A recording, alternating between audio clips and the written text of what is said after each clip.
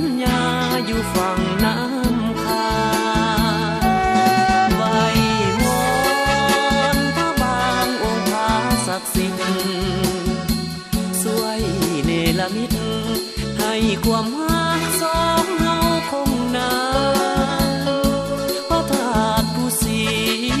สูงเด่นจงเป็นพยานอย่าลืมเด้อคำสาบานบ่นานจะย้อนมาใหม่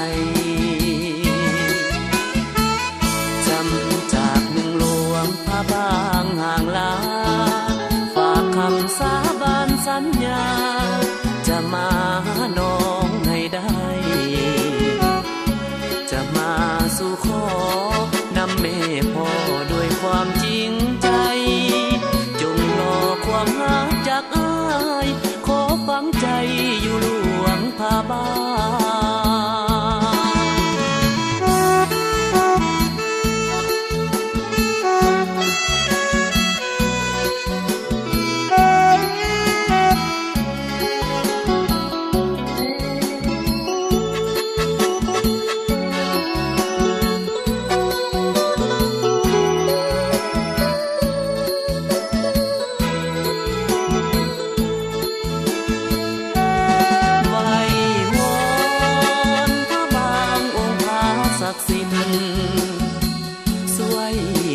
มิตร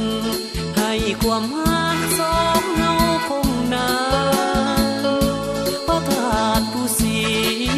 สูงเด่นจงเป็นพยานอย่าลืมเด้อคำสาบานบ่นานจะย้อนมาใหม่จำจากเมืองหลวงพระบางห่างลาฝากคำสาบานสัญญาจะมาน้องให้ได้จะมาสู่ขอนำแม่พ่อด้วยความจริงใจจงรอความรักจากอ้ายขอฟังใจอยู่หลวงพระบาง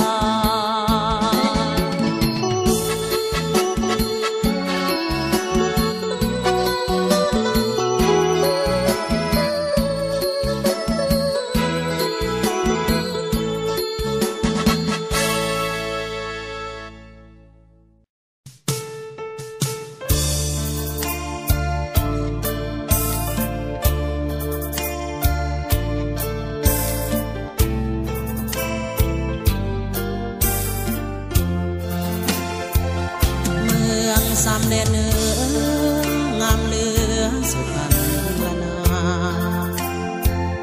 ทิวทัศน์ท้องนาป่าดงกว้างขวางงามยิ่งน้ำซ้ำไหลผ่านภูผาหน้าเพลินพักอิงงามแท้ส่วนสมทุกสิ่งงามจริงดังคำกล่าวไว้ซ้ำเจ้าเอ๋ยอ่อนเคยสุขสมลมเย็นซ้ำเนื้อนั้นเป็นถิ่นฐานสำลานหัวใจสายยันคอยคำอยู่ตามลำน้ำสดใสหนุ่มสาวอาบเย็นชื่นใจหาใดจะเท่าเมืองซ้ำสมบูรณ์ไปด้วยศาสตร์อยู่ในดินชาวเมืองอยู่จินกันด้วยสินอยู่ในน้ำค่ำคืนแววแคนแอวแฟนน้องสาวเมืองซ้ำทบทวนแล้วยิ่งสุขล้ำโอ้ธรรมศาสตร์เมืองเหนือซ้ำเจ้าเอ๋ยเพิ่งเจ้าอยู่แดนกันดารเมืองเหนือวิมาน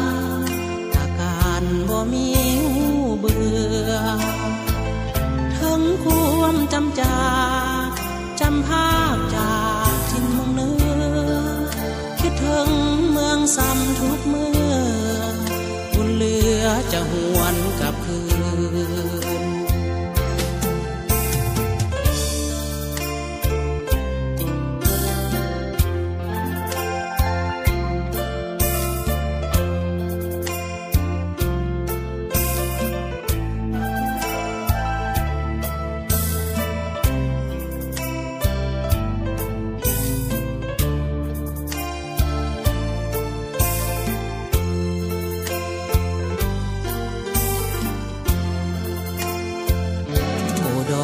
สมบูรณ์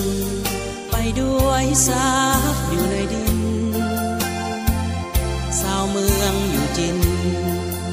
กันด้วยสินอยู่ในน้ำค่ำคืนแววแคน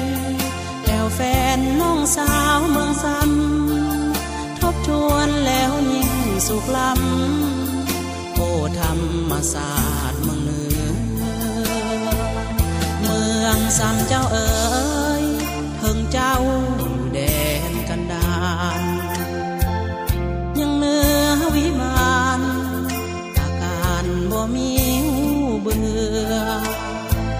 ถึงความจำจาจำภาพจากทินเมืองเหนือคิดถึงเมืองซ้ำทุกเมื่อบุญเหลือจะหวนกลับคืน